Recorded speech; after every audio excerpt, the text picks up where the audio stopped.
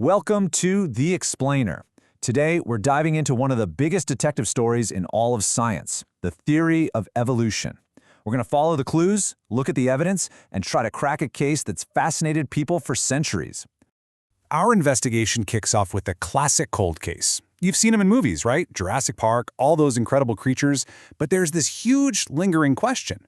Why aren't they stomping around today? Did they just poof, disappear? Or did something else happen? Did they change?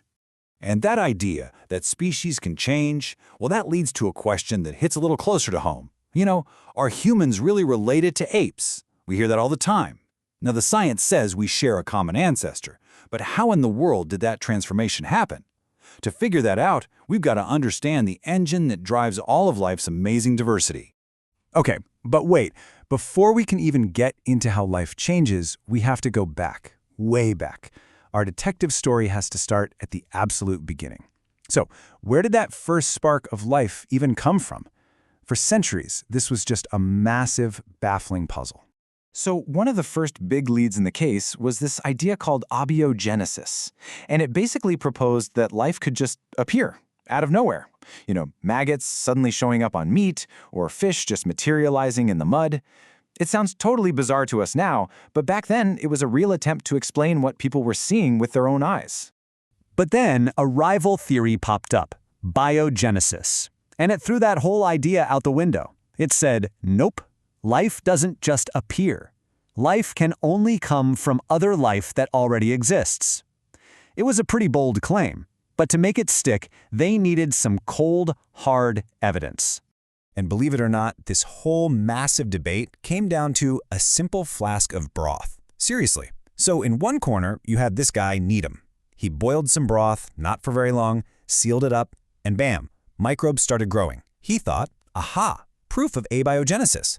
But then, in the other corner, you had Spallanzani. He boiled his broth for longer and sealed it up tighter, and he got absolutely nothing. The stage was set for a major scientific showdown. The knockout punch, the piece of evidence that settled it once and for all, came from the brilliant Louis Pasteur. He designed this incredible swan neck flask. It was genius. It let air in, but it had this elegant little curve that trapped all the dust and microbes. So the broth inside, it stayed perfectly clear for days. But then, and this is the cool part, the second he tilted the flask and let the broth touch that trapped dust, boom, it clouded up with life. The verdict was in. Case closed. Life comes from life. Okay, so one mystery solved. Life comes from life. Got it. But you know how it is in a good detective story. Solving one mystery just rips open a brand new one. Has life on Earth always looked the way it does now, or has it been changing this whole time? The plot, as they say, thickens. So long before our main detective, Darwin, even entered the picture, other investigators were out there collecting crucial clues. You had Cuvier, who was looking at fossils and realized that, hey, entire species could just get wiped out in big disasters. Then you had Hutton and Lyell, who were looking at rocks and arguing that the Earth itself must be incredibly ancient, formed by super slow processes over millions of years. And then there was Lamarck, who came up with this really out there idea: what if creatures could actually adapt to their world and then pass those changes on to their kids? So the evidence was piling up. The world was really, really old, and life was definitely not just fixed in place. And that's where our lead detective finally steps onto the scene, Charles Darwin.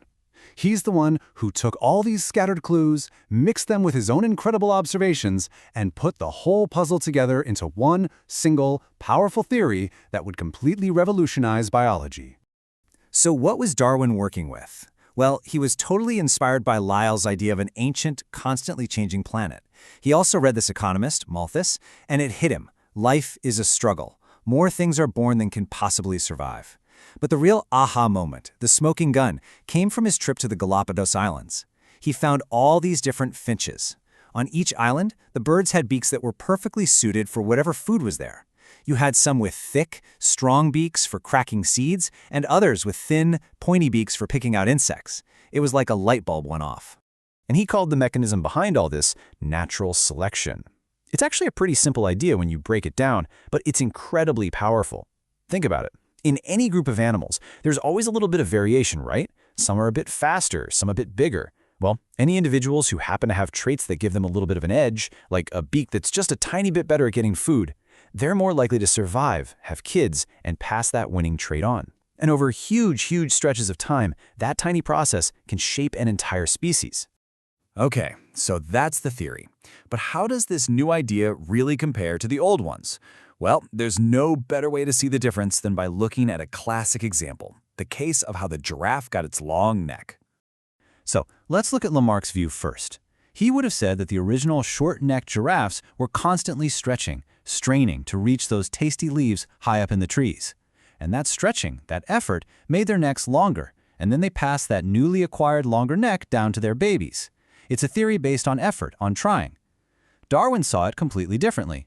He said, forget the stretching. The original population just had natural variation.